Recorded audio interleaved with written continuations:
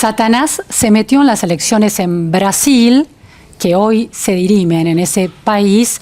Bolsonaro, que cuestiona a Lula porque alentaría la instalación de Satanás en Brasil, y Lula, que se defiende diciendo que no dialoga con el diablo. Nos parece curioso ese tipo de intercambios, pero hablan de una presencia cada vez más clara del peso de las confesiones, de los cultos religiosos, del evangelismo, en este caso puntual, en América Latina, en Brasil. ¿Cuánto pesa eso en ese país? ¿Cómo funciona en términos de la política y de la vida social? ¿Y cuánto pesa en la Argentina? De eso vamos a hablar hoy con Pablo Semán. Muchísimas gracias, Pablo, por estar en la Repregunta. Gracias por la invitación.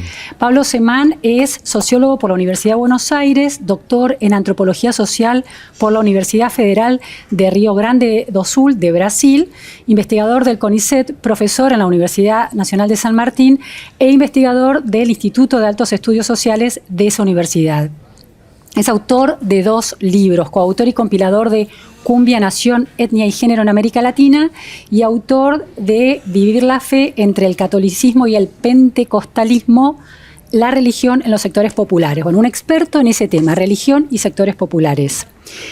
Pablo, el fenómeno del evangelismo cada vez llama más la atención. En la Argentina adquirió mayor vigor y lo vamos a discutir con vos hoy, a conversar con vos hoy, sobre todo en la discusión por la legalización del aborto en 2018. Ahí emergió de manera muy contundente. En Brasil viene siendo un tema, ¿no? Está instalado como un bloque dentro del Parlamento desde los años 90. Hoy tiene ese bloque evangélico del Congreso, tiene 194 representantes sobre 513 que hay. Entonces, la cuestión es entender un poco el evangelismo. Distinguís 3 ramas distintas. ¿Podrías describirlas en detalle, que me parece muy interesante eso? Hay una rama inicial, que es la del cisma del catolicismo, que es la que inaugura Lutero, y donde se reivindica desde el punto de vista de Lutero la mediación de los textos evangélicos en vez de la mediación apostólica romana, y por eso surge una religión que en general es llamada evangélica, y que también está acompañada por una experiencia de desencantamiento del mundo, de ruptura con la idea de que pueda haber presencia de lo sagrado en la vida cotidiana. Después hay otras corrientes muy posteriores, siglos más adelante, que reintroducen la presencia de lo sagrado y se originan en parte en Inglaterra, en parte en Estados Unidos, y que son conocidas más o menos como fundamentalistas, que tienen una lectura, entre comillas, literal de la Biblia. Y después hay un tercer gran momento de las religiones evangélicas, que pertenecen todas a esa misma rama, que es el pentecostalismo, que surge en los inicios del siglo XX y que reivindica la experiencia del bautismo en el Espíritu Santo, y es una presencia concreta, permanente, sostenida de lo sagrado en la vida cotidiana, con lo cual... Material, ¿no? Es eso. Incluso, digamos, esa presencia consuela el ánimo y ayuda a resolver la vida.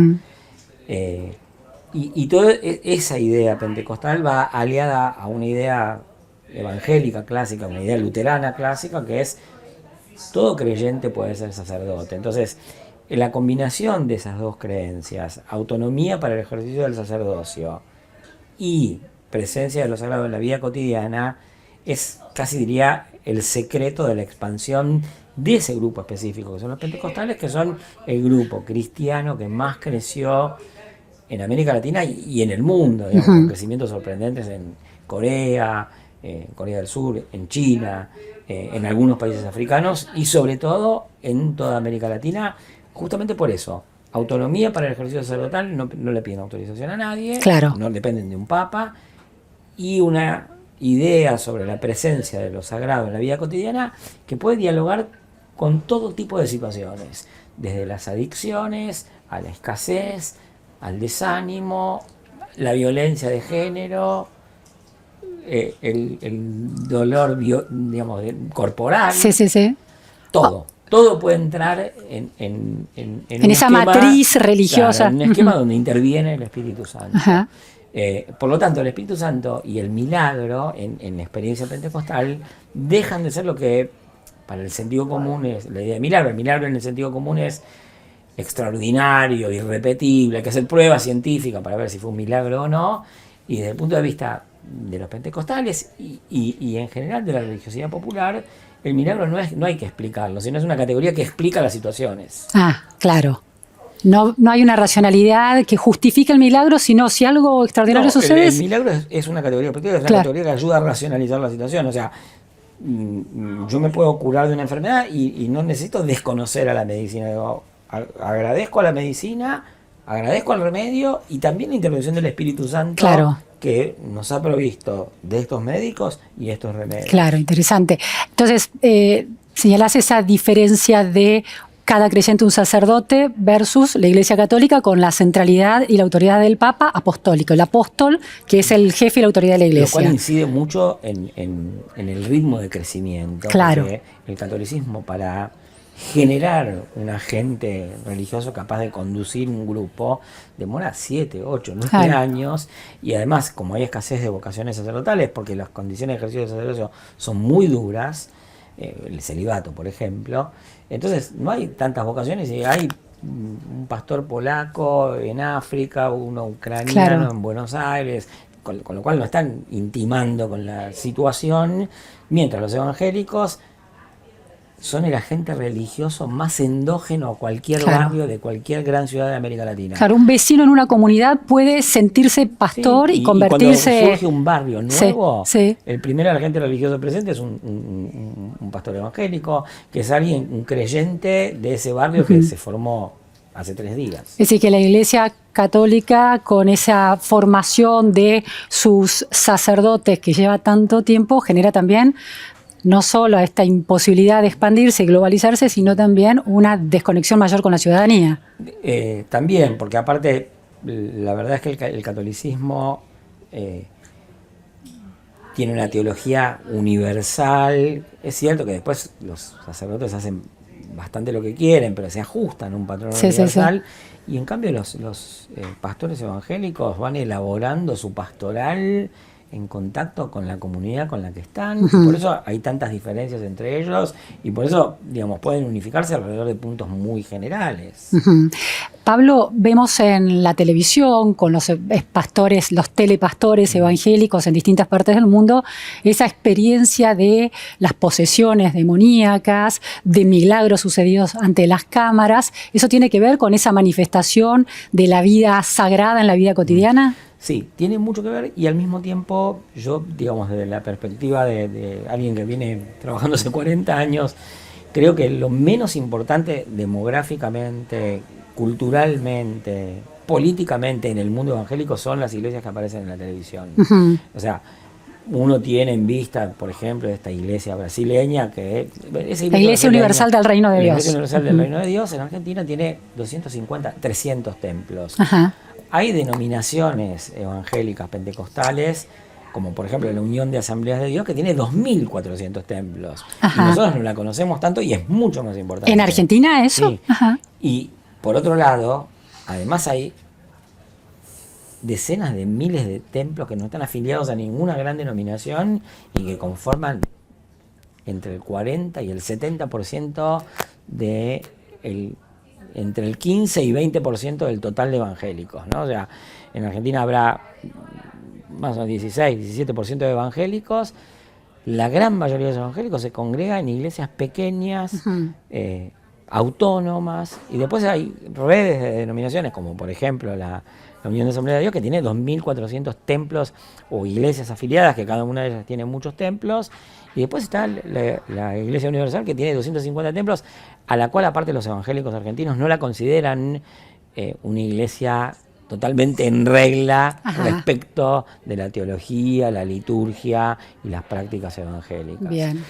Desde el sentido común parece la más importante. Desde la realidad sociológica, demográfica y cultural del mundo evangélico no es importante en Argentina. ¿Y en Brasil sí? En Brasil sí es muy importante, tanto que, digamos, porque generó una superestructura política facilitada por las características del electorado, del sistema electoral y del sistema de negociación parlamentaria, generó una superestructura política que pudo imponerse al resto de los grupos evangélicos. Edir Macedo, su pastor, es un socio político Bolsonaro clave en estas elecciones. Sí, ahí hay que ver una cuestión que es el voto evangélico en general e incluso el comportamiento político de la Iglesia Universal del Reino de Dios en el tiempo ha sido variable. Lula llevó un vicepresidente evangélico del partido de la Iglesia de Macedo 2 veces. ¿Quién? Era Josué de Alencar. Cuando Lula en 2018 se iba a presentar a las elecciones antes de ser encarcelado, quería que el candidato a vice fuese el hijo de Alencar, porque Alencar había fallecido. O sea que la alianza podía seguir. Y la Iglesia Universal del Reino de Dios se inclinaba en ese momento, antes de que apareciera la candidatura de Bolsonaro como una especie de rayo en un cielo sereno, sí. Se inclinaba por una candidatura que no era la de Lula, pero porque Lula ya estaba encarcelado, pero por una candidatura que no era la de Bolsonaro. Los propios creyentes evangélicos fueron votando a Bolsonaro progresivamente y a último momento la Universal del Reino de Dios, con todo su aparato político, se incorporó a la candidatura de Bolsonaro y a las políticas de Bolsonaro. Con esto digo que ha sido variable en el tiempo. Claro, es interesante. El preconcepto de Argentina es que el bolsonarismo y la iglesia pentecostal, la iglesia evangélica de Brasil, vienen juntos desde siempre. Desde siempre por representar los valores conservadores de la derecha más extrema, y Brasil, por progresista de centro izquierda, estaría en otro mapa confesional. De hecho, el vice de Lula fue evangélico 2 veces, y además los evangélicos acompañaron a Dilma también 2 veces. Lo que sí pasa, como contrapeso a esta situación, es que esa superestructura política que generó la Iglesia Universal del Reino de Dios, sobre todo, en los últimos 4 años le dio más rigidez y más densidad a un voto evangélico basado en las cuestiones de moral y de familia, y a un antipetismo exacerbado. Entonces, consolidaron muy buena parte del caudal evangélico que votó a Lula. Sin embargo, en la primera vuelta de esta última elección, el caudal de evangélicos que votó a Bolsonaro disminuyó y el caudal de evangélicos que votó a Lula aumentó muy levemente, pero aumentó porque las políticas de Bolsonaro hicieron que algunos evangélicos dejaran de votar a Bolsonaro. Pasa ahora, una tercera cuestión que te agrego, es que hay una capacidad de rigidizar el voto, pero al mismo tiempo hay una presión muy, muy fuerte de esa superestructura política para orientar el voto, y eso está originando actualmente muchísimos conflictos. Por ejemplo, el presidente de la Convención Bautista en Río de Janeiro anunció que iba a votar a Lula, y la Iglesia Universal del Reino de Dios movilizó todo para pedir la renuncia de un importante dirigente evangélico, e inclusive aparecen muchos creyentes en las iglesias evangélicas diciendo, miren, yo adhería al evangelio, no a un partido político. Claro. Ahora, hay las encuestas y el resultado electoral dice que hay un 20% de evangélicos en Brasil, la mitad el 64% está más cerca de votar a Bolsonaro, y Lula estaría en torno a un 32%. ¿Ese es el mapa que vos ves también en términos de datos? Mira, yo lo que veo es que en la primera vuelta disminuyó el voto evangélico a Bolsonaro y subió levemente el voto a Lula. En el medio sucedieron hechos que todavía no sabemos en qué van a terminar y que son significativos para el destino del voto evangélico. Porque, por un lado, hubo expresiones y errores y exacerbaciones y problemas de la campaña de Bolsonaro que ofendieron a muchos evangélicos. El tiroteo del diputado Jefferson, esas expresiones horribles que tuvo Bolsonaro en relación a unas chicas venezolanas que lo pusieron al borde de la pedofilia, del delito sexual, digamos. Movilizaron a los evangélicos muy en contra. Por otro lado, yo creo que Bolsonaro intentó aprovechar una situación que fue ir a buscar el voto católico para ir a dividir al mundo católico, pero también para activar un clivaje que no estaba tan activado en Brasil, que es evangélicos contra católicos, para hacer que todos los evangélicos, o la mayor parte de los evangélicos, vote a Bolsonaro. Entonces eso puede volver a hacer subir la votación evangélica a Bolsonaro, pero está compensada por los otros Claro. hechos. Y bueno, habrá que ver, porque aparte en Brasil la elección se define el último día en la fila de votación. Lo veremos cómo queda ese resultado. Pero quiero volver a los temas detrás de todas estas tendencias. Una cuestión central son esto que vos decías, clivajes, ¿no? Los temas que dividen, ¿no? O que concitan el interés de los creyentes evangélicos. Uno tiene que ver con una teología que vos definís como teología de la prosperidad, en contraste con la teología de la liberación católica, ¿no? ¿Cómo le explicarías a la teología de la prosperidad qué vinculación tiene con esta idea de lo sagrado presente en la vida cotidiana? Los evangélicos elaboraron distintas versiones de eso que se llama teología de la prosperidad, desplegando un insight que es: si Dios, si el Espíritu Santo pueden curar enfermedades, ¿por qué no pueden proveer los bienes materiales que tienen los cristianos en la urgencia material? Y en segundo lugar, ¿por qué hay que ser necesariamente austeros o estar enamorados de la pobreza, ¿no? Alentando una especie de hedonismo y de consumismo?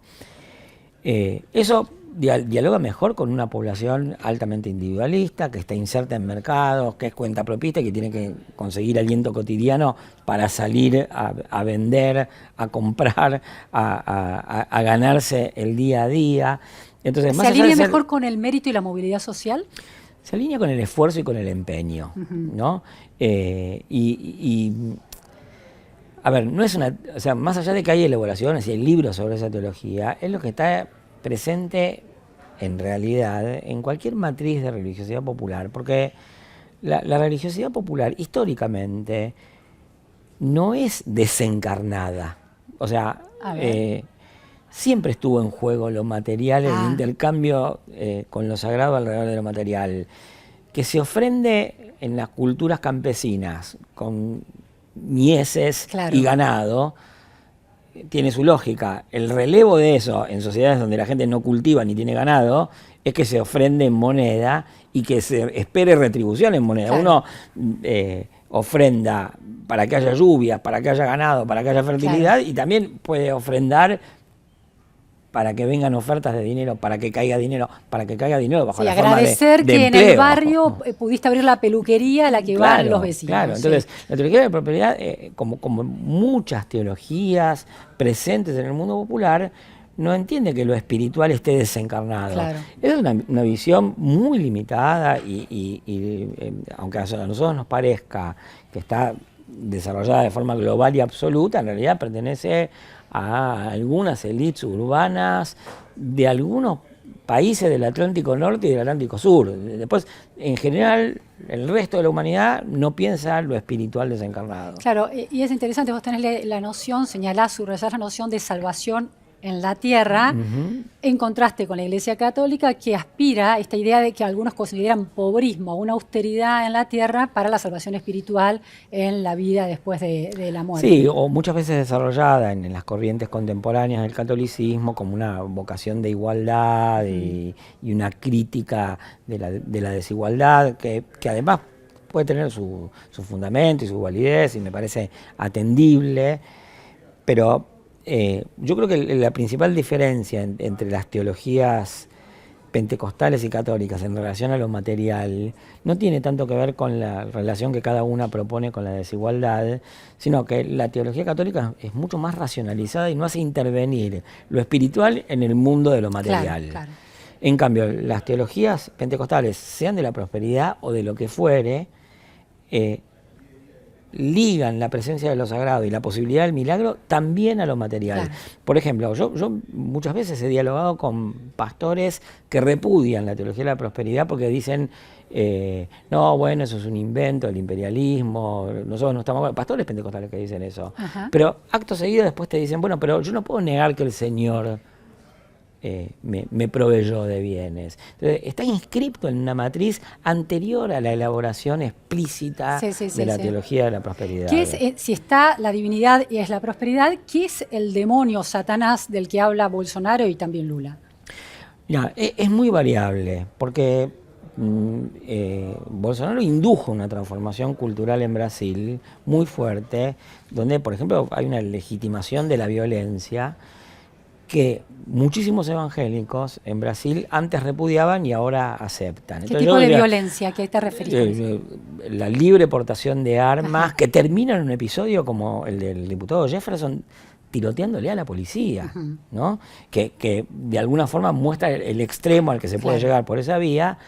Y realmente los evangélicos, aún los que votaban a Bolsonaro, tenían una sensibilidad un poco con un recelo frente a los temas de armas, de Ujú. violencia.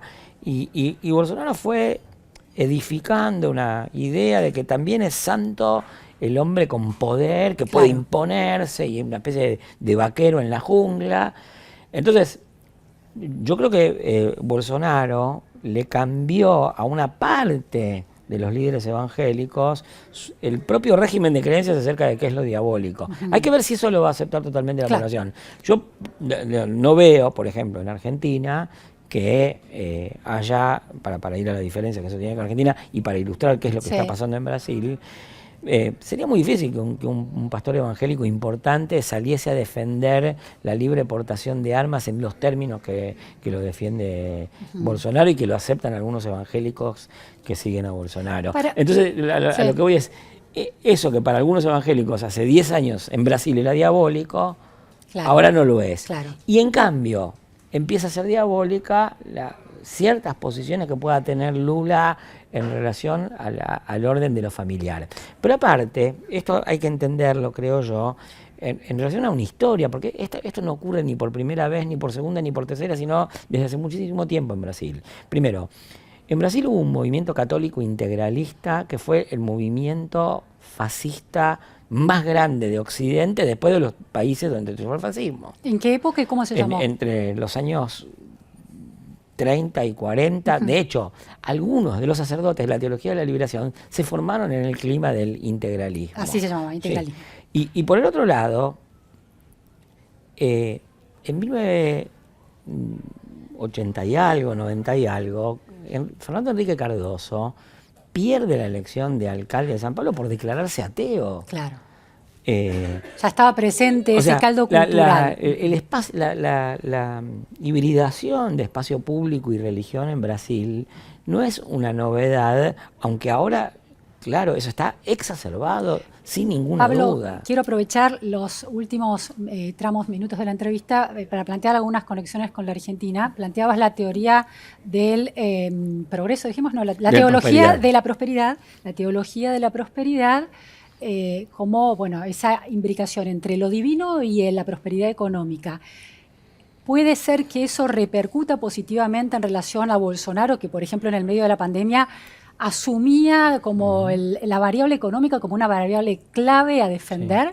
Sí. ¿Puede haber repercutido positivamente en el electorado evangelista? No por la vía de la teología de la prosperidad, sino porque la controversia pública sobre el virus dividió a todos los países entre cuidados y economía, y él salió a defender la economía. ¿Y resuena mejor por la teología de la prosperidad entre los evangélicos? Más, para mí resuena mejor por una cosa de, digamos, estética de la valentía, que llevó a que en 87 de las 100 ciudades donde hubo más mortalidad por COVID, Bolsonaro haya ganado. Ah, impresionante. Y no es por la conexión ni con la teología de la prosperidad, ni siquiera con el mundo evangélico. Estética de la valentía, dijiste estética de la valentía como del... A ver, ¿a qué se refiere? De eso que dijo Bolsonaro, el brasileño es un tipo que resiste cualquier cosa. Del coraje. Cloaca, sí. No, y de la resistencia biológica del brasileño, claro, ¿no? Claro. En el medio de... Perdón, pero esto obliga a introducir. Lo propio de la pandemia fue generar una controversia, no fue cualquier virus. No es un virus de efectos inmediatos ni de efectos unívocos, entonces todo podía ser discutido. Claro. Si uno conecta con la Argentina, yo señalaba al principio la emergencia robusta del evangelismo como una voz pública durante la discusión del aborto en 2018. La lectura era: la Iglesia Católica mueve la argumentación intelectual, el evangelismo mueve la calle. Javier Milei, que tiene parte de su apoyo en sectores populares del conurbano de la Ciudad de Buenos Aires que se identifican con una religiosidad popular vinculada con el evangelismo. ¿Hay algo a través del discurso económico de un Javier Milei que habla de la libertad, del mérito, de la prosperidad individual, que resuene mejor en los sectores evangélicos populares de Argentina? Tengo mis dudas, lo estoy explorando empíricamente. Yo creo que lo de Milei en sectores populares no funciona por lo religioso, sino por contener una expectativa de autonomía económica, de mejora de los ingresos. Pero eso no es una vía directa, un puente al evangelismo. Lo que sí creo que puede resonar con algunos sectores evangélicos, no con todos, es que Milei, para lograr la adhesión de una parte del cristianismo reactivo frente a las transformaciones de las legislaciones en relación a género y normatividad sexual, él imposta una voz conservadora, porque uno jamás se hubiera imaginado un liberal ponerse en posiciones conservadoras respecto de cuestiones de sexo y de género. Pero yo creo que él busca el caudal, digamos, influido por los pentecostales, pero por un cristianismo reactivo, diría yo. Él busca ese caudal por la vía del posicionamiento conservador.